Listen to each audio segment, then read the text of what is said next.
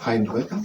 I am trying to learn math today, prime factors, and after which we're gonna do morning stretching. And if you participate in the morning stretching, let's set on this. It was already part 2 of prime factors. Prime factors are factors with a prime. All whole numbers can be written as products of their prime factors. For example, as products of their prime factors.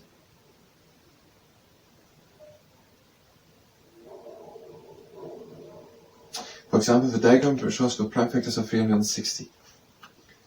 The prime factors of 360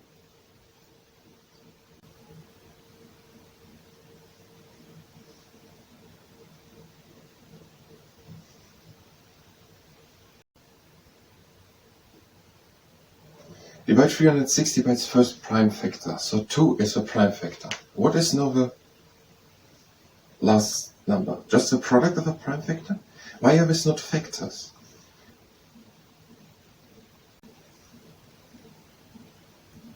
Why is 2 of 360 not a factor, but a prime factor? And what is when we combine of all, the highest common factor?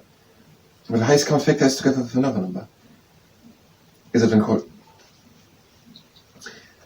So you should divide 360 by its first prime factor, 2.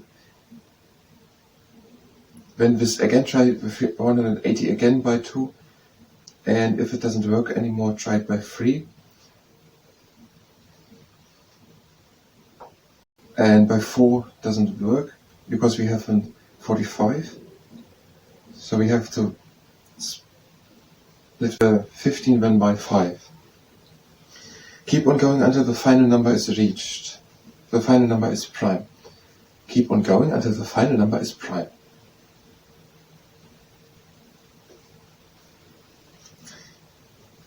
The final number is a prime number then. The last number is a 5 of 360. 360 through the prime factor 2, again through 2, 90 went through 45 for 3, 15 for 3, and the last number, the 5, is now the prime number. But the 5 is a prime factor. But the 5 is also a prime, that is true. 5 is a prime number. Because the 5 can only be divided by 1 and 5 and nothing else, by 1 and itself. As a product of its prime factors, 360 can be written as 2 times 2 times 2 times 3 times 3 times 5. Or in index notation, 2 to the power of 3 multiplied with the 3 to the power of 2 equals 5 equals 360. The highest common factor is the largest factor that two numbers have in common.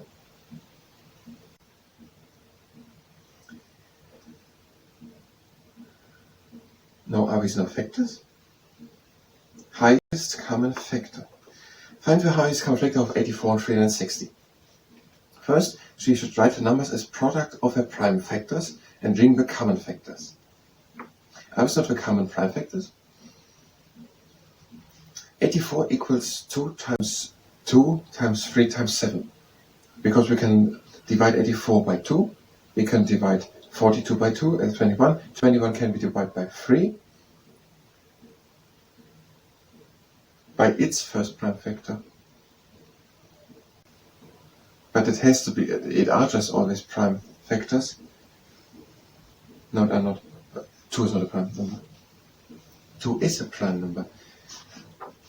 Are these always prime numbers for which we divide, because nothing else is possible? Because if it would be possible, it wouldn't be a prime number.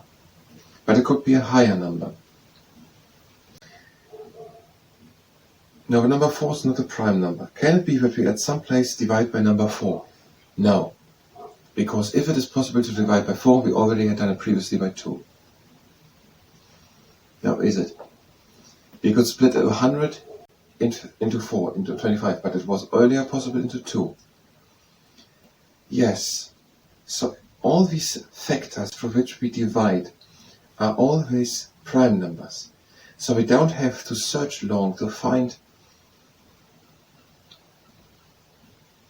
for which we depart, because if we are by 21, we don't have to look for an alternate, or if we are by 19, we don't have to look long Is it divisible by 1? No. Yes, 1, yes, but it doesn't count. But this 1 is not a prime number. Divided by 2 doesn't work. By 3 doesn't work. 4, we don't even have to try it. Because if it works by 4, it would have already worked with 2. 19 isn't by 4. We got to try 5. We don't have to try 6, it's not a prime number. We try 7, doesn't work. 8 is not necessary. The next prime number after 7 is 11, doesn't work. We're already over the half of a number. It isn't possible anymore through a whole number. 11 or 12, 13 is not possible. It would 0 point something come out, and it has to be a whole number. It means the factors are, the prime factors are always prime numbers. If you divide a number by its factors, that can be 20 has the factors 4 and 5. But if you try to find the prime factors, when you're dividing by the prime factors, it makes sense when someone knows what is written here from the beginning before someone has read it.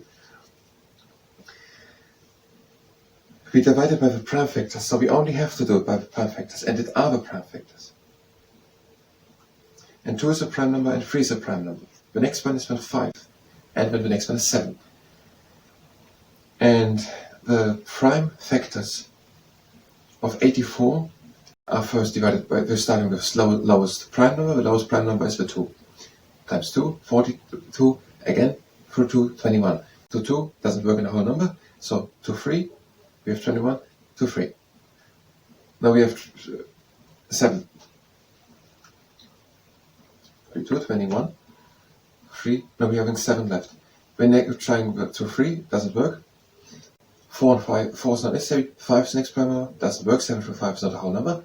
6 is not a prime number, next one 7, last number is 7. So we're writing down 2 times 2 times 3 times 7, and that gives 84. 360 dividing by 2, and again by 2, by 2, now by 3, 4 don't we have to try, now through 5, and that was at the end of 5. It was 180, then 90, then 45 through 3, 15, now 5, and this 5 is divided by. However, the last number has still to be written down and then multiplied with it. Times 5, so 2 times 2 times 2 times 3 times 3 times 5. And the highest common factor is 2 times the 2 times the 3. Because we had the 2 for the 84 and 360, another 2 by the 84, then 42, and the 180 or 160. The other 2 was possible, 360 doesn't count, not a common, not with the other one. 3 and 3 was both, 3 just by the 360, 5 just by the 360, 7 just by the 84. This gives the highest common factor, 2 times 2 times 3. 12, and the highest common factor is 12. And 84 and 360 share the highest common factor of 12. They are not divisible by a higher number equally. Is it true?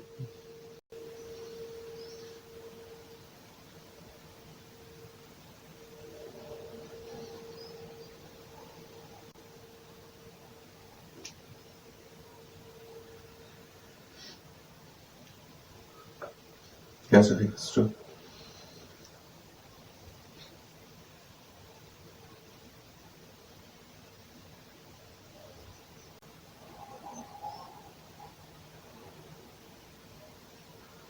Yes, 12 is the highest one. So 360 is of course divisible by 36, but 84 not in the whole number. 36 was 72, yeah, but not 84.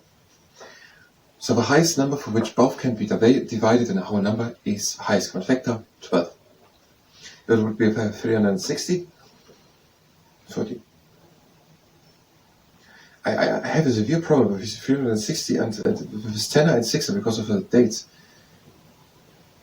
I don't know, since because I work so much with dates, I think 360 for 12. It must be 30. It are 30. And 84 v 7 4. Isn't it 5? 6? I think it's 6. But 6 times 2 is 12. 7. 7.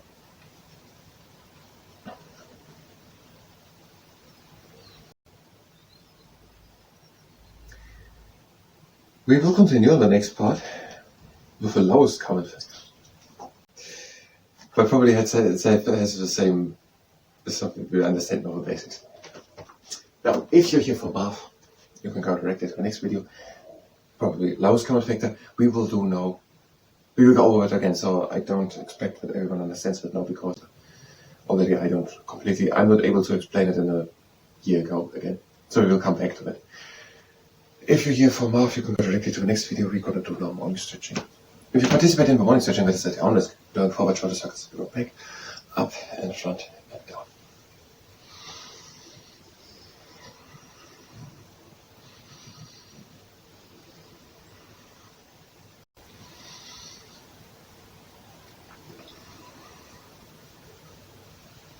And up backwards.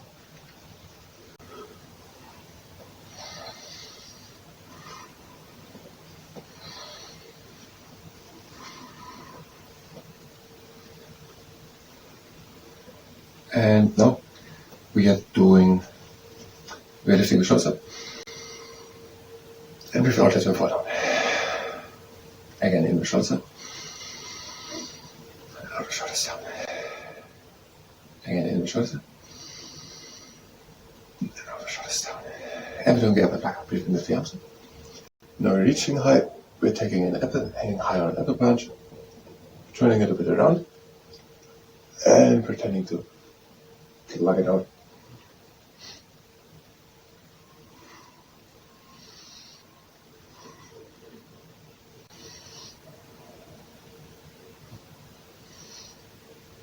And the last two. Now we're doing the shifter. Arms up to the side, legs wide apart, we're breathing in. And out we're shifting just the upper part of the body over to one side. And breathe in into the middle. And out over to the other side. And in into the middle. And then around, out to the side. In. Out. Again in. And out, we're leaning onto our knees. The buffalo fighting its hangover, we're breathing in. And out, we're bringing one shoulder in front. Breathing in the shoulder back. And out the other one in front. In the shoulder back. And out the shoulder in front. In the shoulder back.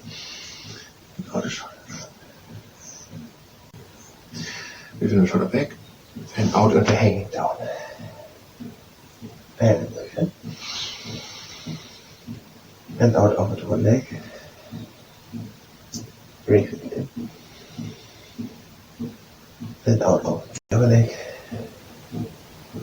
Breathe again. Out into the middle. And breathe in. And out, becoming slowly.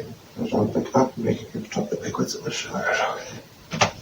And the garden pose, the toes are back to the outside, having an all in the space between the heels. We're breathing in and lifting the arms up.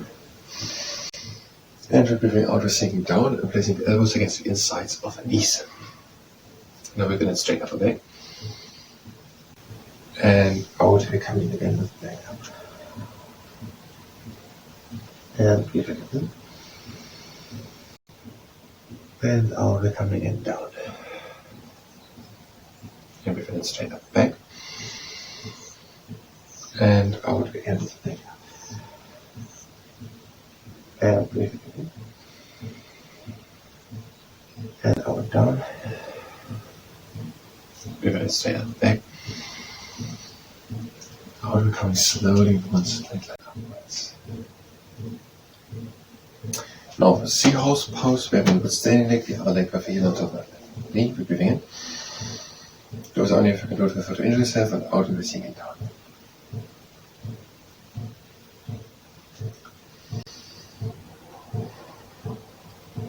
And coming up again, with our knee on top of the knee of standing leg, heel, we're breathing in.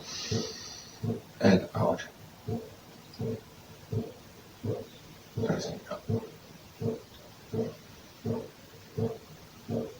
And we're coming up again, closing exercise, we're breathing in. Out. Again. Goed, even een kras relax.